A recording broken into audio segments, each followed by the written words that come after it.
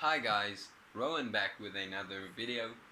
So in today's video we're gonna be taking a look at a new toy I just got in. So as you guys can see, this is the XTC Big Daddy 8-inch woofer. Now starting off right from the bat, this is one of the biggest 8-inch woofers I think our local manufacturers here in SA has.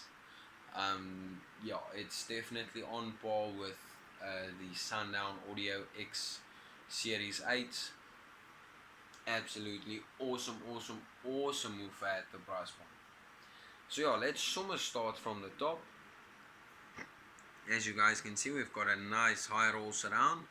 Now this surround does work lacquer for SPL and musical purposes. There's no issue with the surround whatsoever. Moving on from there, we'll see that the surround is actually double stitched onto the cone of the woofer. Talking about that lovely cone, we've got a non-pressed paper cone. Now this cone is very stiff. You really struggle to deform it, and I'm trying my best here. And apart from that, the woofer is very stiff. Moving on from that, you guys will see we've got a nice polypropylene dust cap, which is quite stiff. I'm pushing it down all the way I can, with the woofer being as stiff as it is. And yeah, the dust cap deforms a little bit, but not much at all. So very nice dust cap there as well. Got no complaints about that. As you guys can see, we've got the XTC logo printed onto the dust cap, which I like. And then yeah, as you guys can see, we've got the nice cast frame. I like this frame design. It actually makes for the woofer to actually have a I think it's a 6.5-inch spider on this little beast. So it actually does perform quite well. So yeah, thoughts on the basket? I absolutely love this basket. I've got no complaints. As you guys can see, I'm pushing the woofer there all the way I can, and that's not even quarter of excursion of what this woofer is capable of. Moving on from the basket, you guys will see the spider over here. Oh yeah, the spider with the spider spacer. We've got the nice spider spacer. It is actually bolted down. I don't know if you guys would be able to see the bolts right here. So it is bolted down. Unfortunately, the woofer does only have a single stack spider on it, but from past experience, these spiders do perform well and they do last quite long. Moving on from there, we've got some nice flat tensor leads, and they are glued onto the spider as well. No complaints there. Moving on from there, you guys will see on the triple joint, I don't know if you guys would be able to see it. I'll bring you in for a close-up a bit later, but the glue job on this triple joint is amazing. That triple joint ain't never gonna break. So we've got lacquer glue on the top, lacquer glue on the bottom, and I absolutely love the glue job on this woofer. It is amazing. Moving on from the basket, you guys will see these chrome studs. That's the basket spacers to actually help with a bit of throw on the woofer, as well as a bit of cooling for that big 2.5-inch coil. Now keep in mind that 2.5-inch coil doesn't seem big by the standards we go off. I'm used to 3-inch and 4-inch coils, but for an 8-inch woofer, this coil is absolutely humongous. This coil is a copper coil. I think it's an aluminium former if I'm not mistaken, but it's a very strong coil. Speaking about that coil, with the cooling we have on this woofer, that coil is capable of handling around 900 RMS, and I would say safely about 1005 for a quick SPL burp. For day-to-day music, I would definitely recommend about 700 to 800 RMS is more than enough to get this little sucker going. Moving on to the motor, you guys will see we've got a nice rubber boot on the motor. Now the woofer does come with a rubber mounting gasket. I just removed that mounting gasket to check out the glue job on the surround. and I must say I'm quite impressed with that as well. Taking a closer look at the motor, you guys will see we've got this nice chromed out top plate with our rubber motor boot, as well as the chromed out bottom plate.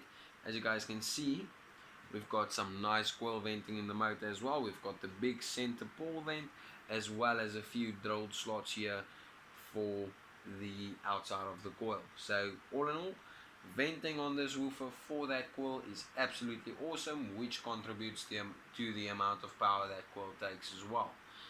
Moving on from there, you guys will see the push terminals are actually mounted to a steel bracket that's actually part of the basket, so that makes them very sturdy. And the push terminals are, I think this is around 8 gauge, but you would fit two 10 gauge wires in there with a bit of a struggle, but you'll get it done. So yeah, I like the push terminals. I just wish they would have gone a little bit bigger on them, but due to a few clearance issues, I understand the point of putting these on. But yeah, like I said, I would have liked some bigger push terminals, or rather some direct 8 gauge leads. But yeah, further than that, I've got absolutely no complaints with this woofer. This is actually the second one I have bought. The plan is 6 of these woofers. So now, just to give you guys a bit of an update, I know everyone was very excited to see the two Mofo 15s in action.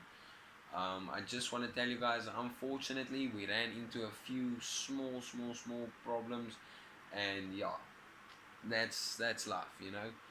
So unfortunately the two 15s are no longer in the vehicle. So yeah, a few things happened that I had to sort out, so unfortunately no more 15s, but be sure within a year or so's time we will be busy with two 18s, and we're gonna wall the Uno. So yeah, I hope you guys are gonna be excited for that. I'm really sorry that we had to cut the 15 build short right there and then, but yeah, unfortunately a few things happened and you really don't have any control over it. But yeah, for now we're going to be sticking with a few 8s. My plan is to do 6 8s for base boxing, and then perhaps doing a little single 8 for SPL, and perhaps doing a pair of 8s for SPL. So yeah, just to give you guys a bit of an update, this is the XTC Big Daddy. So we've been through this absolutely awesome woofer. These woofers do sell for quite a bit. They are a bit expensive, I'm not gonna lie, but it's definitely worth the money. Moving on from there, let me quickly give you guys a look at what we're gonna be running in the Uno for the daily setup. I'm just waiting for the vehicle to get back from repairs, and we're gonna slap it in, and you can be sure I'm gonna take a video of it. So let's show you guys what we're working with for the daily setup. So as you guys can see, here's that little Big Daddy 8. Moving on from there, we've got a secondary Big Daddy 8 and the Sound Digital 1200. I did do a review on this as well. I'll link the video. And this is the box. Now some of you may wonder, now Rowan, why such a big box for an 8? Now this box is actually a properly designed what you may call it, T-line enclosure. So this is the other Big Daddy 8 I have. So this is a T-line enclosure. Now the way this enclosure works is it's got everything to do with the amount of cone area the woofer has. So the amount of cone area the woofer has is exactly the amount of area the port has. So I'll try and see if I can just do a bit of a bold log on this. It's probably going to be pictures, I never took a video, but just to give you guys a bit of an idea on how this box works. If we come to the side, basically what we have is a chamber here. So where these screws are, there's a chamber, and of course we've got our port going down to about here. Okay, so we've got a chamber here with this, with the port as a wall. That chamber fires into a secondary chamber, which actually fires right into this, and then all the way to the side and out. So yeah, very very efficient box design, especially for a small little woofer and you want to get loud and low with it. Very good box design. So I'll make a video of that. It's definitely gonna be pics. Unfortunately, like I said, I never took a video of that, but yeah, just to give you guys a bit of an idea how this whole situation works. But I'm very impressed with this box. Big shout out to my box designer for designing this little thing for me. So yeah, next video will be just showing you guys a bit of how the box works and so on. I'll probably do a small voiceover just explaining a few other things, and the video after that would definitely be this box, installing this box in the vehicle as well as the amplifier, and giving you guys a bit of a demo. So yeah, I hope you guys enjoyed this video, and I'll see you guys in the next one. Peace. Oh yeah, and don't forget, please hit that like button, the subscribe button, and the notification bell down below to keep you guys updated on whenever I post a new video. So yeah, sweet guys, peace.